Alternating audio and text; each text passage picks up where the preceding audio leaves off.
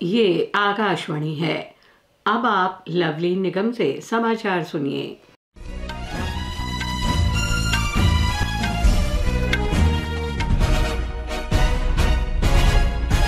प्रधानमंत्री नरेंद्र मोदी ने गांधीनगर के सेक्टर 1 मेट्रो स्टेशन से अहमदाबाद मेट्रो के दूसरे चरण को झंडी दिखाकर रवाना किया। प्रधानमंत्री ने सेक्टर 1 से गिफ्ट सिटी तक मेट्रो में यात्रा की। ये विस्तारित लाइन अहमदाबाद को गांधीनगर और गिफ्ट सिटी से जोड़ेगी।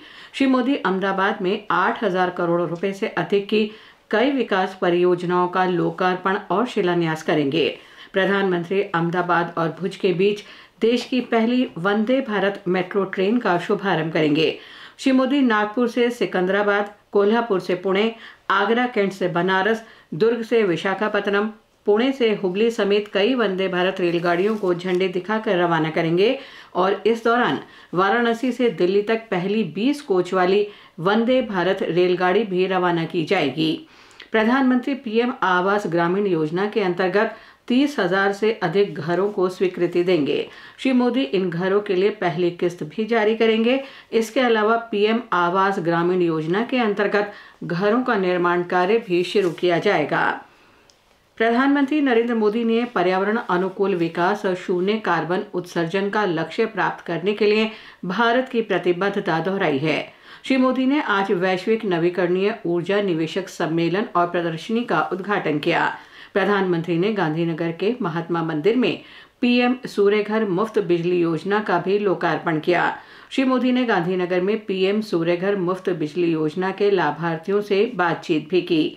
प्रधानमंत्री ने कहा कि विकासशील देश होने के बावजूद भारत ने पेरिस में निर्धारित जलवायु प्रतिबद्धताओं को तय समय से 9 वर्ष पहले ही हासिल कर लिया है।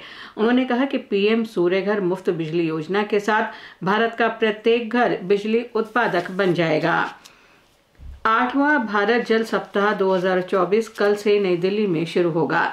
राष्ट्रपति द्रौपदी मुर्मू भारत मंडपम में कार्यक्रम का उद्घाटन करेंगी। 4 दिवसीय आयोजन के दौरान 40 देशों के 200 विदेशी प्रतिनिधियों सहित लगभग 4,000 प्रतिनिधि इसमें भाग लेंगे। प्रदर्शनी के दौरान 100 से अधिक प्रदर्शक और स्टार्टअप जल क्षेत्र पर अपने विचार साझा करेंगे। जल शक्ति मंत्रालय के सचिव देबाश्री मुखर्जी ने नई दिल्ली में कहा कि कुशल जल प्रबंधन से देश की आर्थिक वृद्धि में तेजी आएगी। उन्होंने कहा कि यह आयोजन जल संसाधनों के क्षेत्र में निर्णयकर्ताओं, शोधकर्ताओं, विशेषज्ञों, नव प्रवर्तकों और हितधारकों से विचार और राय प्राप्त करने के लिए वैश्विक मंच प्रदान करेगा। केंद्र शासित प्रदेश जम्मू कश्मीर में विधानसभा चुनाव के पहले चरण के लिए प्रचार आज शाम समाप्त हो जाएगा। इस चरण में 7 जिलों के 24 विधानसभा क्षेत्रों में 18 सितंबर को मतदान होगा। दूसरे चरण का मतदान 25 सितंबर और तीसरे चरण का मतदान 1 अक्टूबर को होगा। मतगणना 8 अक्टूबर को होगी। विभिन्न राजनीतिक दलों के नेता चुनाव प्रचार में जुटे हुए हैं। जम्मू कश्मीर विधानसभा चुनाव के तीसरे चरण के लिए नामांकन वापस लेने का आज अंतिम दिन है। शुक्रवार को पर्चों की जांच में 37 नामांकन अवैध पाए गए थे। तीसरे चरण में 1 अक्टूबर को मतदान होगा। वहीं हरियाणा में एक ही चरण में होने वाले विधानसभा चुनाव के लिए प्रचार तेज हो गया है। विभिन्न राजनीतिक दलों के नेता जोर शोर से प्रचार में जुटे हुए हैं। राज्य विधानसभा के लिए 5 अक्टूबर को मतदान होगा। मतगणना 8 अक्टूबर को होगी।